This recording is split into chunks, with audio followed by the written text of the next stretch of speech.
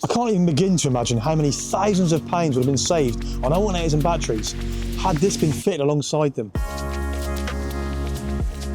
The idea is simple. You fit a regulator, you make your alternator work harder, you charge your batteries faster.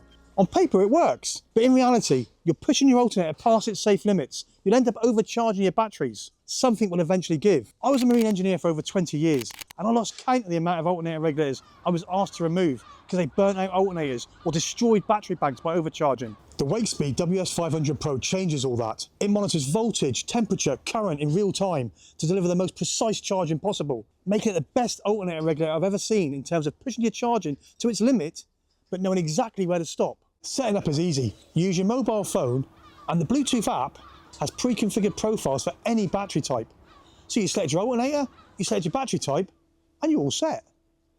And what's more, if you've got an onboard power system like the Victron, it'll talk to that, making it even more accurate.